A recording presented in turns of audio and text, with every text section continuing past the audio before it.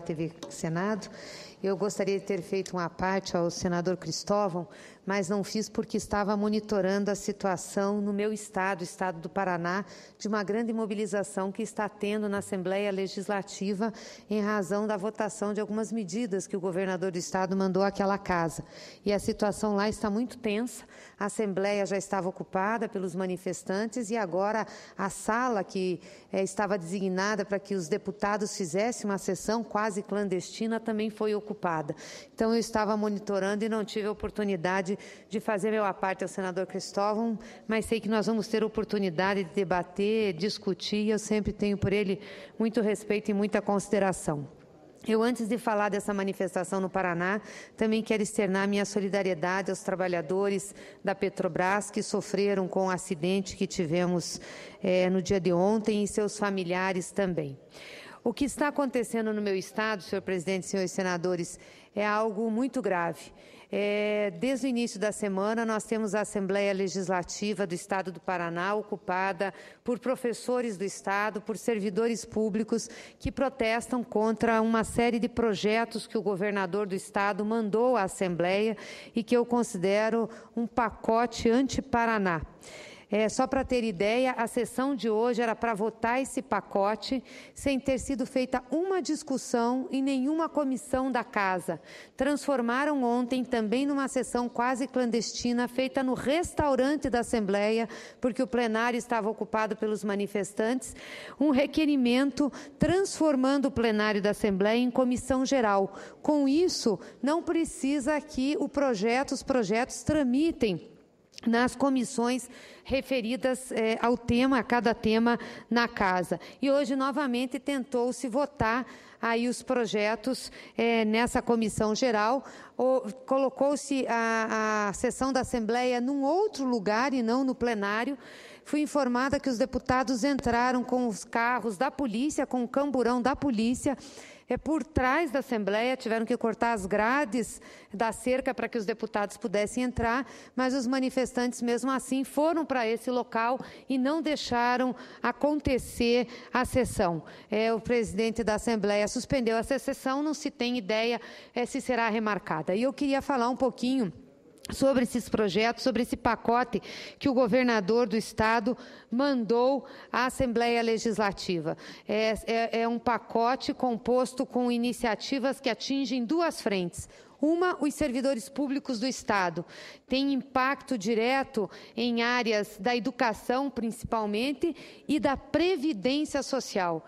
E a segunda, no aumento de tributos. Isso, diz o governador, que é para fazer frente a uma crise fiscal que enfrenta o Estado do Paraná. E diz ele, numa nota hoje, que essa crise é uma crise nacional e por isso que ele está tendo que enfrentar. Eu estou falando disso e podem muitos ouvintes aqui me perguntar se eu falo das medidas do Paraná e defendo as medidas da presidenta Dilma.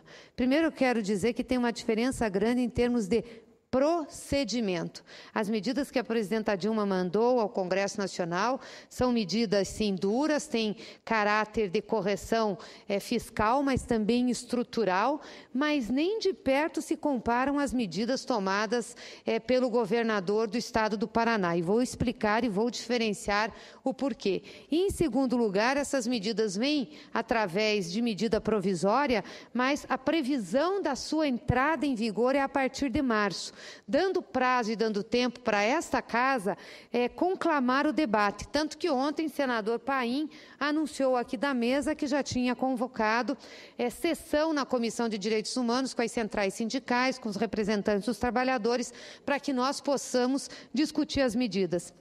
E mesmo uma MP tramita nessa Casa por pelo menos 4 meses. Tem a comissão especial que avalia, os senadores fizeram mais de 600 emendas.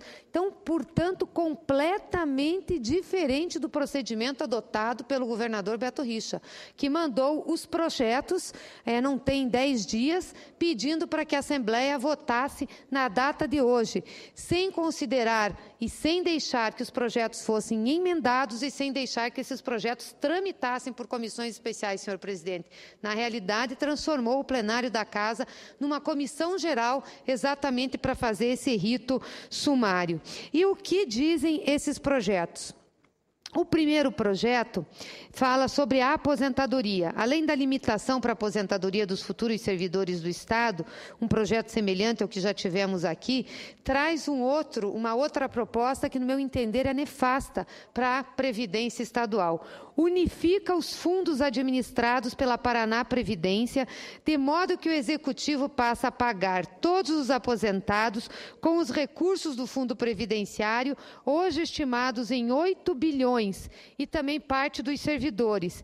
E os recursos dos demais fundos do Estado também poderão ser utilizados para o pagamento dos funcionários. O teto para a aposentadoria, como eu falei, já repete um projeto votado aqui em 2012. Mas a unificação dos fundos previdenciário e financeiro representa um golpe na poupança que o Estado vinha fazendo desde 1988, com a finalidade de, em 35 ou 40 anos, passar todos os aposentados para a Paraná Previdência, para que essa os pagasse, livrando a receita corrente do Estado desse pesado encargo. A estimativa é que, agora, em 2 anos e meio ou 3, a importância desse fundo, cerca de 8 bilhões de reais, deixe de existir. Isso é muito grave, tem uma consequência grave para o futuro, não das finanças do Estado, para o futuro dos servidores do Estado, que ficarão sem a sua previdência. Eu lamento imensamente que o governador tenha mandado esse projeto para a Assembleia Legislativa. Esse fundo começou com recursos adiantados dos royalties pagos pela União ao governo do Paraná em razão de Itaipu. Então, é de longe a proposta mais polêmica que deveria ser rejeitada pelos deputados, pois ela aniquila a poupança previdenciária e vai tornar-se um caso de insolvência das aposentadorias do Paraná. Em relação aos professores, que pela luta já tiveram cessados alguns retrocessos, mas ainda continua no projeto de lei que a progressão da carreira continuará condicionada à disponibilidade de caixa. Ou seja, acaba a carreira do magistério se não tiver caixa, e como nós estamos vendo, não tem caixa hoje no Estado do Paraná. E é importante dizer que o limite de pessoal previsto na Lei de Responsabilidade Fiscal do Estado do Paraná já extrapolou o limite prudencial. O limite prudencial é de 46,55% das receitas. A folha de pessoal já ultrapassou 47% das receitas. E isso que o governador dizia, logo que se elegeu, que as finanças estavam em ordem. E dizia também isso para retirar os empréstimos junto ao governo federal, inclusive mentindo sobre o limite de pessoal em relação à folha. Para completar esse quadro triste e trágico que estamos vivendo lá, também tem mudanças tributárias. Com claros e evidentes sinais de desequilíbrios financeiros no caixa, excesso de despesa de custeio da máquina pública, o governo do Paraná adota o caminho mais cômodo para voltar ao equilíbrio, o aumento da carga tributária. Nos 3 anos de mandato do atual governador, de 2011 a 2013, as receitas do Paraná aumentaram em 44,8%. Foi o ICMS que mais cresceu de todos os estados brasileiros. Paraná, primeiro estado em arrecadação de 2011 a 2013.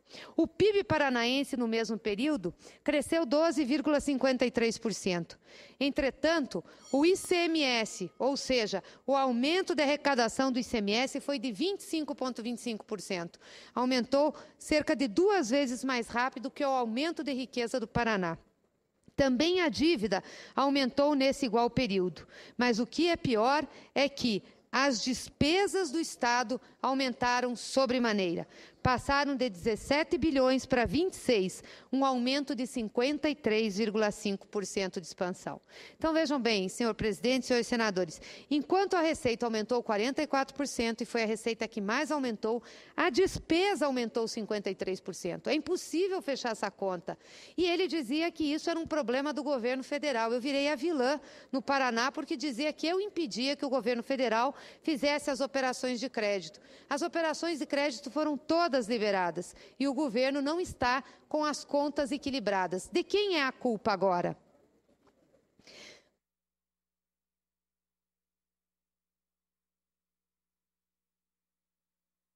Agradeço, Vossa Excelência.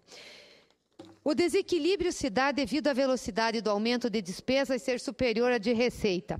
E não é por falta dos empréstimos que já foram todos liberados. Para pôr no mesmo ritmo o crescimento das receitas com os das despesas, ao invés de cortar despesa de publicidade, despesa com terceirizados, o governador mexe nos direitos previdenciários dos servidores e aumenta o imposto. O ajuste do foco que o governo do Estado está fazendo é o contrário, contraria aquilo que nós temos que fazer para o desenvolvimento econômico do nosso Estado. Retira da sua sociedade sua capacidade de consumo.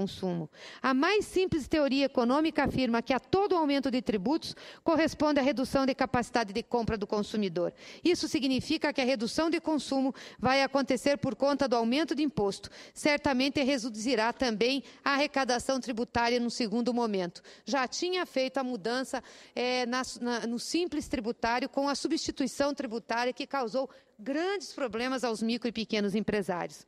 E, além do mais, a complexidade das alterações contidas no projeto de lei que as empresas vão ser submetidas mostra também a falta de sensibilidade do governador. Vai-se aumentar impostos de bem de consumo popular que, por definição, retiram proporcionalmente mais renda exatamente dos consumidores que menos têm capacidade de pagar o ICMS. Levando-se em conta a lei de 2008, tínhamos reduzido a alíquota de ICMS de 18% para 12% para uma série de produtos de consumo popular. E, na época, estimava-se que o poder de compra da sociedade paranaense iria aumentar na ordem de 468 milhões. Com a reversão disso agora, aumentando-se de 12% para 18% novamente, estima-se que nós vamos retirar da população paranaense uma capacidade de compra de 956 milhões de reais. Além disso, mais 200 milhões de reais vão ser arrecadados com o aumento da alíquota do ICMS e também com o aumento em 40% do IPVA, que vai arrecadar 800 milhões. Logo, o governo do Estado, com as propostas de aumento do ICMS e IPVA, retirará da sociedade paranaense um valor estimado de 1 bilhão e 950 milhões de reais que estavam colocados para o consumo. Por tudo isso, é importante que se tenha uma boa e honesta governança de recursos, que se recomenda que se adote uma política de absoluta austeridade e de eficiência do gasto público. Não é respeitoso ao cidadão contribuinte que o governante, sem qualquer exposição de motivos consistente, alegue a necessidade de tirar mais recursos a pretexto de precisar conceder maior efetividade e eficiência na prestação de serviço público, como estava na mensagem que ele encaminhou à Assembleia Legislativa do Estado do Paraná. Então, além de aumentar os tributos, como aqui falei, em 50% ICMS, 40% IPVA, e passar a mão no Fundo de Previdência dos servidores, cerca de 8 bilhões para colocar no Caixa do Estado, o governador está restringindo a capacidade de consumo da sociedade paranaense. E uma sociedade que consome menos, investe menos, com certeza no futuro arrecadará menos. E me desculpem, isso não tem nada a ver com a situação nacional, não tem nada a ver com o governo federal, como quer fazer crer o governador. Aliás, tem a ver com a sua incompetência e incapacidade administrativa. E é muito interessante que tem uma outra medida nesse projeto de lei, e que aqui eu gostaria muito que tivesse a nossa oposição, principalmente o PSDB, para se manifestar a respeito dessa medida. A medida é o seguinte: ela altera a lei de diretrizes orçamentárias de 2013, mudando a meta do resultado fiscal. Estou falando de 2013. Uma medida, um projeto de lei de 2015, está alterando a LDO de 2013 no Paraná para reduzir o superávit primário, mandando reduzir em 3,5 bilhões de reais e, portanto, ficando, em vez de um superávit primário de 2,2 no orçamento de 14, um déficit de 1,3. Eu não sou contra reduzir ou mexer no resultado primário, defendi isso aqui, porque o resultado primário não é um fim em si mesmo, ele é um instrumento fiscal, um instrumento de política fiscal. E nós fizemos um embate nessa casa com a oposição para mexer no resultado primário no ano da LDO em curso, de maneira clara, num debate debate claro, franco, firme, agressivo muitas vezes. Defendi isso. Agora, o governador do Paraná, que é do PSDB, está alterando a lei de diretrizes orçamentárias de 2013, para alterar o orçamento de 2014 e tirar um superávit primário de 2,2 bi para colocar um déficit de 1,3 bi. Eu lamento muito essa situação. É uma desfaçatez que a oposição venha nessa casa criticar o governo federal e não olhar o que seus governadores estão fazendo no Estado. Minha solidariedade com os servidores, com os professores do Estado do Paraná, que estão dando demonstração de defesa dos interesses do Paraná e de suas instituições. Muito obrigada, senhor presidente.